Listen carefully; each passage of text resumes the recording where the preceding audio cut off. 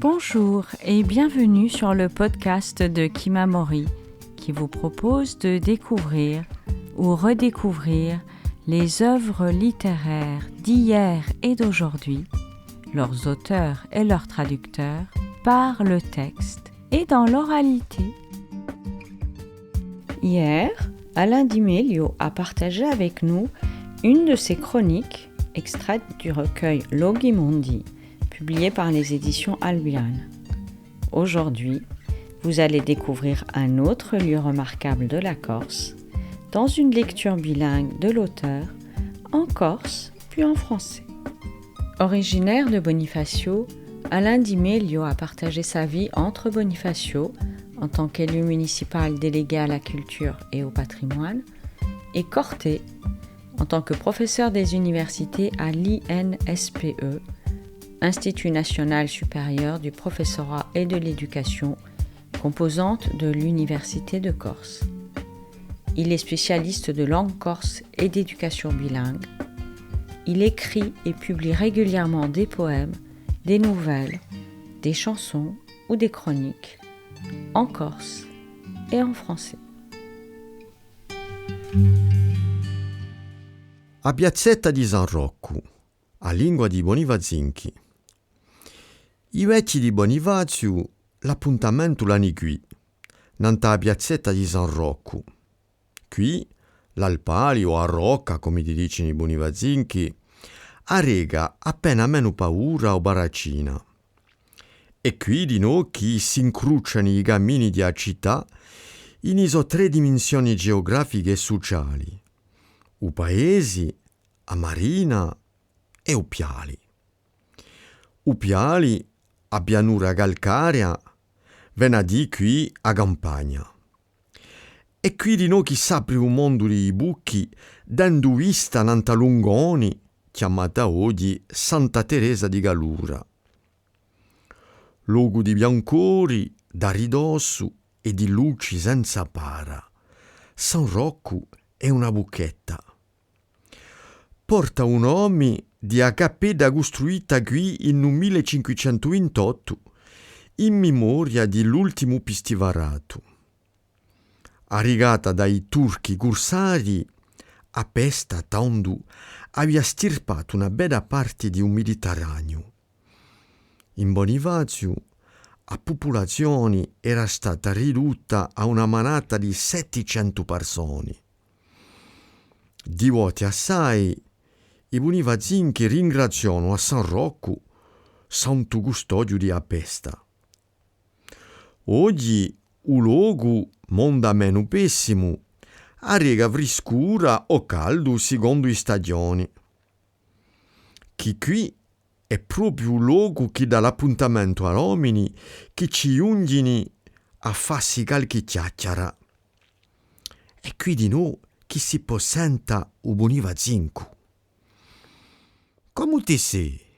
Ah, ciano, ho visto zappa in tantin, ma m'ha pigiato un duro di reni. Beh, che ti ho fatto, siamo vecchi.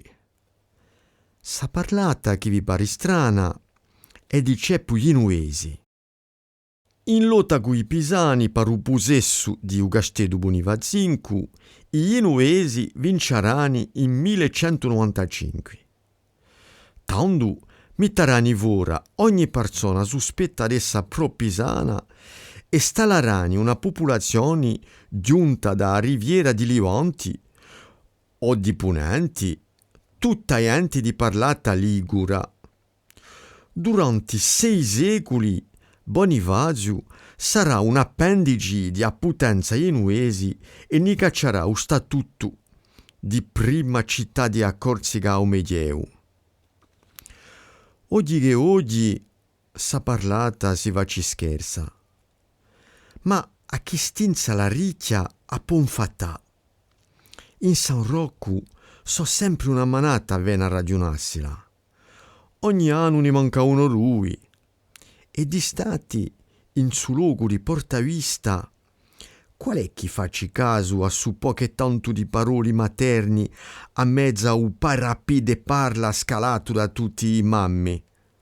Eppure è qui chi triga appena di buniva zincu, cuso passu all'intato e iso accenti persi in un punintolu.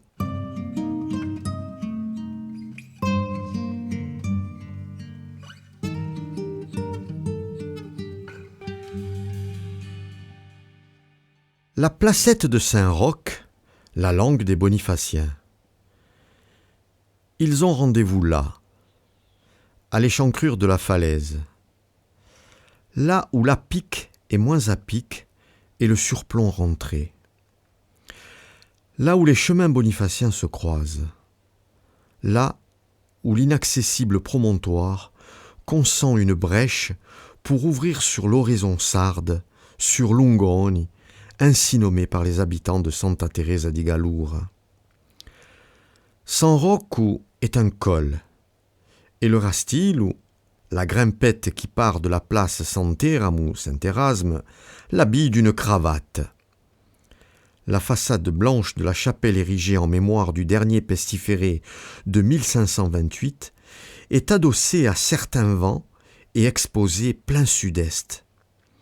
À cette époque, lors de la peste qui a ravagé une partie de la Méditerranée, la population avait été réduite à quelques 700 âmes. La placette offre fraîcheur ombragée ou chaleur, selon les saisons et les heures. C'est donc le lieu qui fixe le rendez-vous aux hommes qui s'y retrouvent et non l'inverse. Car les hommes d'ici, qui viennent ici, ont le temps. C'est dans cet endroit, tout de blancheur de calcaire et de lumière intense, que peut résonner le bonifacien. Ce parler paradoxal d'origine ligure, venu de la riche Riviera génoise, s'est posé un beau jour du Moyen-Âge sur cet extrême sud insulaire pour en faire une niche culturelle, un îlot linguistique.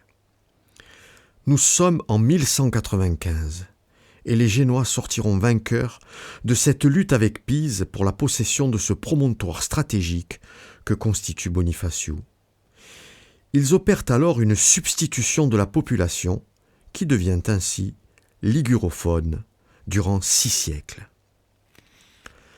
Le bonifacien, c'est aujourd'hui une sonorité langagière exotique en Corse, même si le génois incarne historiquement dans l'île une longue oppression. Sur la placette, on l'entend par moments, par bribes. Dans le mélange des idiomes portés par l'ancestrale brise ou les vents éphémères, il est saillant par la voix forte des anciens, nécessairement saillant, comme toute minorité qui n'existe que par son cri. Cet îlot de langue n'est plus qu'une rumeur dans l'air. L'oreille avertie peut encore la saisir. Elle roule quelques airs parmi ces seigneurs à l'ombre lourde qui viennent s'asseoir là pour exister par la parole. Mais l'été, qui pourrait encore déceler ces accents si particuliers dans le lieu même de l'extase polyglotte de la foule face à la beauté des bouches? C'est pourtant là que son pas s'attarde, que sa mémoire traîne et que son dire s'évente.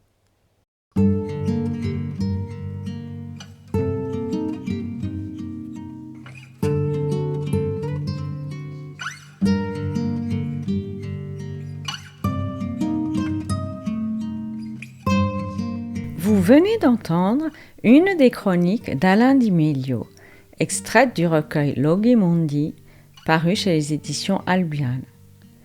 Demain, vous pourrez découvrir un autre lieu remarquable de la Corse dans une nouvelle chronique bilingue lue par l'auteur.